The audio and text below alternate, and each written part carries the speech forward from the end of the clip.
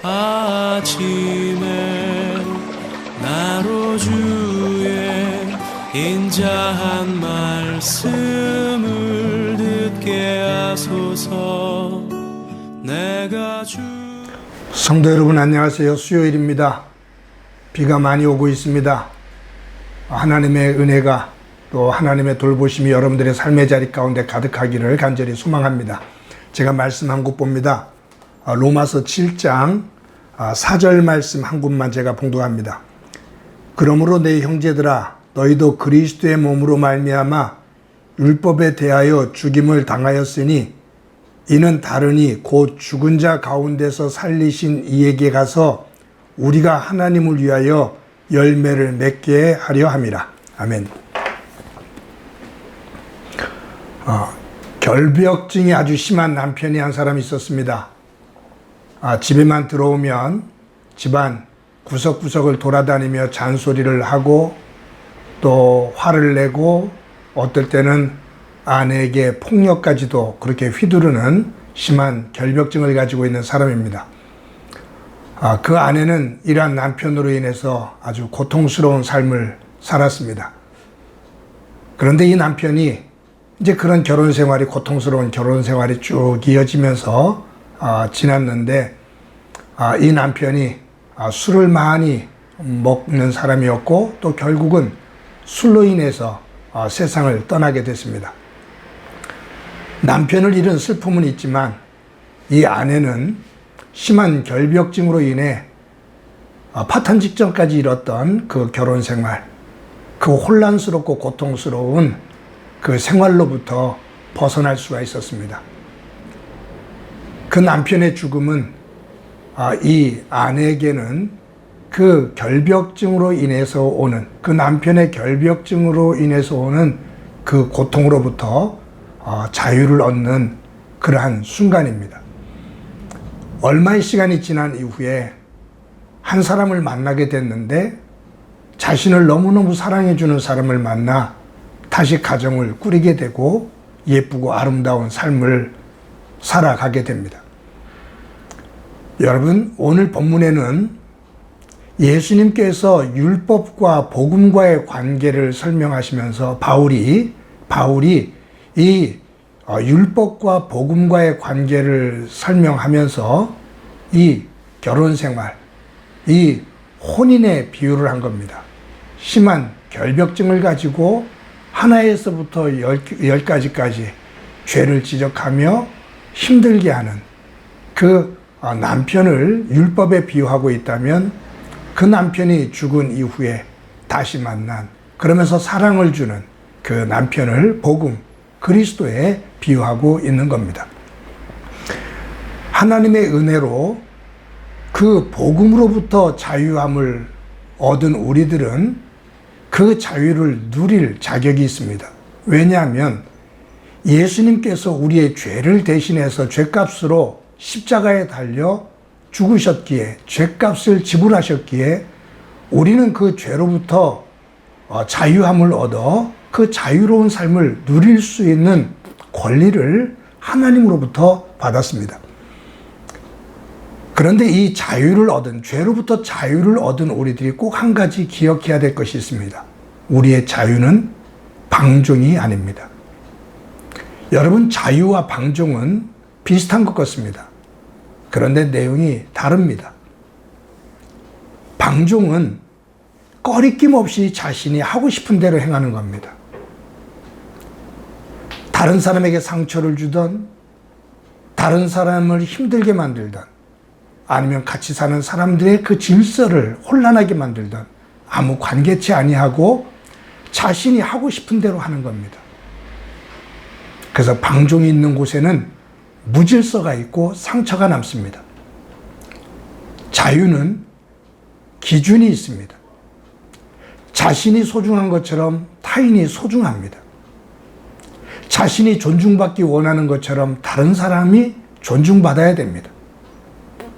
머물고 있는 공동체의 질서를 존중할 수 있어야 됩니다.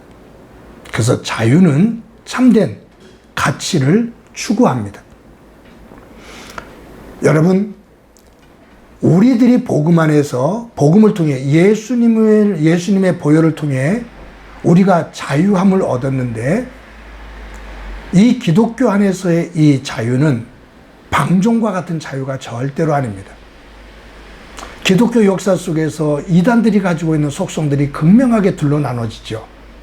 하나는 극단적으로 가는 겁니다. 금욕주의입니다. 기독교 가운데 하나의 극단주의적인 것은 금욕주의입니다. 또 한 가지의 극단은 쾌락주의입니다. 내가 예수님의 보혈로 말미암아 구원을 얻었으니 이제 예수 그리스도의 피값으로 내가 완전히 구원을 얻었으니 이제는 내가 내 육체로 살아가는 그 죄들은 이제는 아무 의미가 없는 거다. 그러면서 그 쾌락주의로 흘러가는 종파가 있었습니다. 참된 기독교는 극단주의적으로 흐르질 않습니다. 금욕주의도 쾌락주의도 아닙니다. 우리의 삶은 예수 그리스도 안에서 허락하신 구원의 자리, 하나님의 백성, 하나님과의 관계, 이웃과의 관계, 자연과의 관계를 회복시키며 하나님이 천지를 창조하신 보시기에 좋았더라 하는 그 세계를 구현해가는 것, 실현해 나가는 것, 하나님 아버지의 뜻이 하늘에서 이루어진 것처럼 우리가 머물고 있는 삶의 자리, 내 마음만이 아니라 내 가정과 내가 살아가는 곳에 그 질서가 회복되어지고 하나님이 보시기에 좋은 세계로 만들어가는 것, 삶의 자리로 만들어가는 것, 그것이 구원이고 그것이 참 자유가 실현해야 될 내용입니다. 그래서 바울은 오늘 이 율법에 대해서는 죽고 그리스도의 복음 안에서 살아난 우리에게 4절에서 오늘 본문에서 이렇게 말씀하시는 거예요. 그러므로 내 형제들아 너희도 그리스도의 몸으로 말미암아 율법에 대하여 죽임을 당하였으니 즉 율법에는 죽임을 당해 이제는 자유를 얻었는데 이는 다르니 곧 죽은 자 가운데서 살리신 이에게 가서 그 예수님에게 가서 우리가 하나님을 위하여 열매를 맺게 하려 함이라. 예수 그리스도 안에서 복음을 통해 구원을 얻게 된 것, 그 궁극적인 목적은 복음의 열매를 맺는 겁니다. 성령의 열매를 맺는 겁니다. 그냥 내가 구원을 받았으니 내가 살고 싶은 대로 사는 것이 아니라 하나님의 백성, 하나님의 자녀가 되었으니 하나님의 백성에 걸맞는, 하나님의 자녀에 걸맞는, 하나님의 일꾼에 걸맞는 열매를 맺으며 살아가는 것. 그래서 다시 한번 강조합니다만 믿음은 외침이 아닌 믿음은 삶입니다. 믿음은 지식을 가지고 설명하는 것이 아니라 믿음은 구체적으로 하나님 백성답게 살아가는 삶입니다.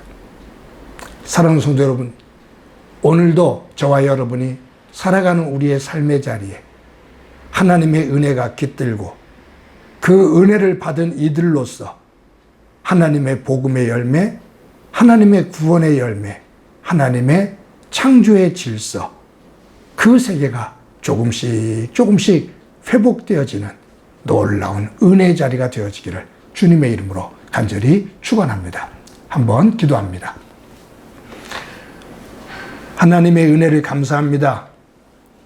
많은 비가 와서 나라 곳곳에 어려움을 겪는 이들이 많은데 주님 보살펴 주시고 아픔과 고통 속에 있는 이들이 하나님의 은혜로 또 주변의 많은 이들로 위로와 도움이 되어져 회복이 되도록 은총 베풀어 주옵소서.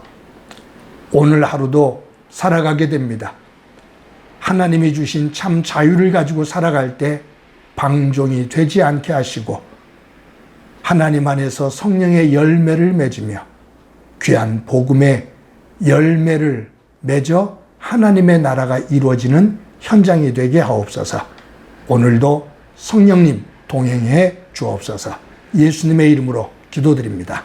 아멘.